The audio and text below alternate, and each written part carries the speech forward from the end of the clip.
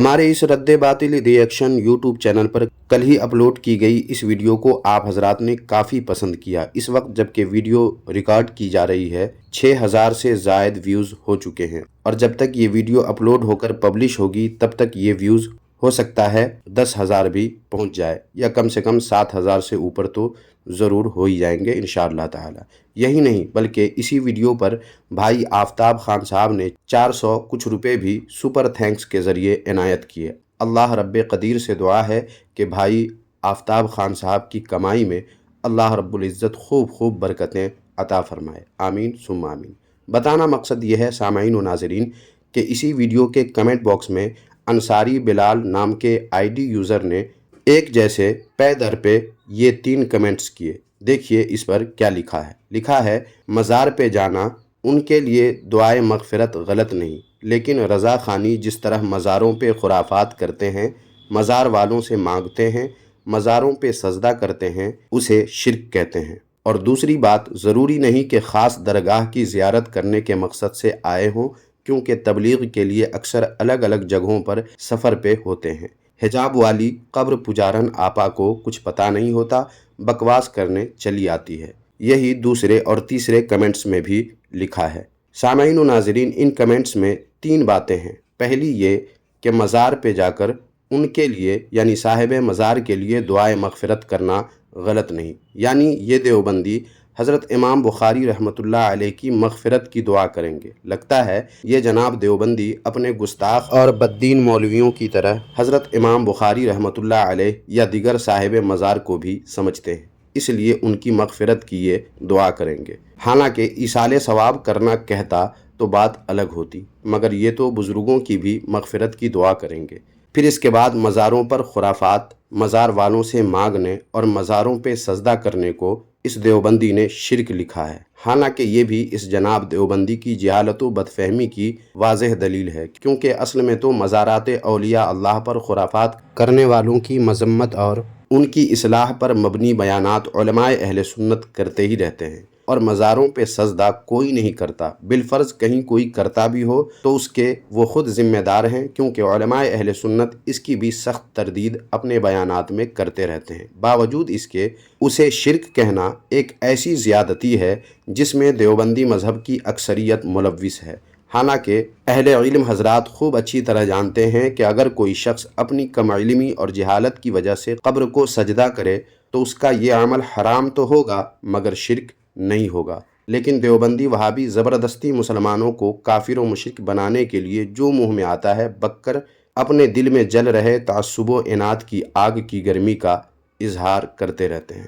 اور پھر انصاری بلال نے مزار والوں سے مانگنے کو بھی شرک کہا، حالانکہ میں نے کئی ویڈیو میں ان دیوبندیوں کو ان کے گھر کا آئینہ دکھاتے ہوئے بتایا ہے کہ صاحب مزار سے تو آپ کے گھر میں بھی مانگا جاتا ہے، اور وہ بھی ما فوق الاسباب۔ اس پر 2 حوالے آپ حضرات کی خدمت میں یہاں پیش کرتا ہوں، ملاحظہ فرمائیں۔ یہ دیکھیں کتاب جس کا نام ہے فضائل اعمال، جلد دوم اور صفحہ نمبر 793 ہے۔ اس پر دیکھیں دیوبندی مذہب کے شیخ الحدیث جناب زکریا کاندھلوی لکھتے ہیں کہ سید ابو محمد عبدالسلام حسینی رحمۃ اللہ علیہ کہتے ہیں کہ میں مدینہ طیبہ میں تھا، 3 دن تک کچھ کھانے کی نوبت نہ آئی۔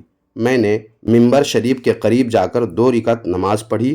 اس کے بعد میں نے کہا دادے ابا مجھے بھوک لگ رہی ہے اور میرا ثرید کھانے کو دل چاہتا ہے۔ اس کے بعد میں سو گیا۔ تھوڑی دیر گزری تھی کہ ایک شخص نے آ کر مجھے جگایا اور لکڑی کے ایک پیالے میں ثرید، اس میں خوب گھی اور گوشت اور بہت سی خوشبوئیں پڑی ہوئی تھیں، مجھے دیا۔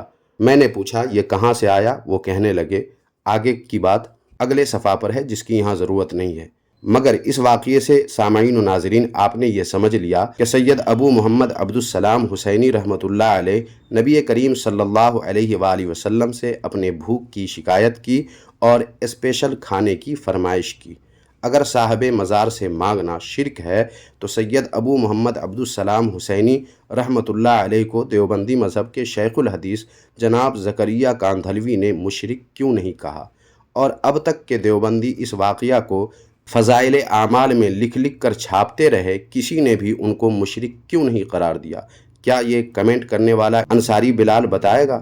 چلیے سامعین، اب یہ کتاب دیکھیے جس کا نام ہے امداد المشتاق اور اس کا صفحہ نمبر 123 ہے۔ اس پر اشرف علی تھانوی، جسے دیوبندی مذہب کے لوگ اپنا حکیم الامت کہتے ہیں، انہوں نے کیا لکھا ہے پڑھیں۔ لکھا ہے کہ میرے حضرت کا ایک جلحا مرید تھا۔ بعد انتقال حضرت کے مزار شریف پر عرض کیا کہ حضرت میں بہت پریشان اور روٹیوں کو محتاج ہوں، کچھ دستگیری فرمائیے۔ حکم ہوا کہ تم کو ہمارے مزار سے 2 آنے یا آدھ آنا روز ملا کرے گا۔ ایک مرتبہ میں زیارت مزار کو گیا، وہ شخص بھی حاضر تھا۔ اس نے کل کیفیت بیان کر کے کہا کہ مجھے ہر روز وظیفہ مقررہ یہیں قبر سے ملا کرتا ہے۔ سامعین و ناظرین، یہاں بھی پچھلے واقعے کی طرح ما فوق الاسباب مانگا گیا ہے، لیکن دیوبندیوں وہابیوں کے حکیم الامت نے مانگنے والے کو مشرک نہیں کہا۔ اب فیصلہ اس ویڈیو کو دیکھنے والے دیوبندیوں وہابیوں کو خود کر لینا چاہیے کہ بات کس کی درست ہے، آج کل کے متعصب دیوبندی وہابی مولویوں کی یا ان کے دیوبندی مذہب کے حکیم الامت اور شیخ الحدیث کی۔ بہرحال سامعین و ناظرین، ثابت ہو گیا دیوبندیوں کی کتابوں کے حوالے سے کہ مزار والوں سے مانگنا شرک نہیں، ورنہ یہ دونوں دیوبندی اکابر یہ واقعات نقل نہیں کرتے، اور اگر کر دیے تو صاحب مزار سے مانگنے والے ان دونوں حضرات کو مشرک قرار دیتے، جو انہوں نے نہیں دیا۔ اس کا مطلب صاف یہ ہے کہ صاحب مزار سے مانگنا شرک نہیں ہے۔ سامعین و ناظرین، انصاری بلال نامی اس دیوبندی نے دوسری بات یہ کمنٹ کیا کہ پچھلی یعنی کل والی ویڈیو میں جو دیوبندی مولوی حضرت امام بخاری رحمۃ اللہ علیہ کے مزار شریف پر حاضر ہو کر اس دن کو عید کا دن قرار دیا تھا، وہ ضروری نہیں کہ خاص درگاہ کی زیارت کرنے کے مقصد سے آئے ہوں، تبلیغ کے لیے بھی یہ لوگ سفر پہ ہوتے ہیں۔ اس کے جواب میں عرض ہے کہ اگر ایسی کوئی بات ہوتی تو وہ دیوبندی لوگ خود ہی اس کا اظہار کرتے کہ ہم لوگ تبلیغی سفر پہ نکلے تو یہاں بھی آ گئے، مگر ان لوگوں نے ایسا کچھ بھی نہیں کہا، لہٰذا یہاں یہ بہانہ بالکل بھی نہیں چلے گا۔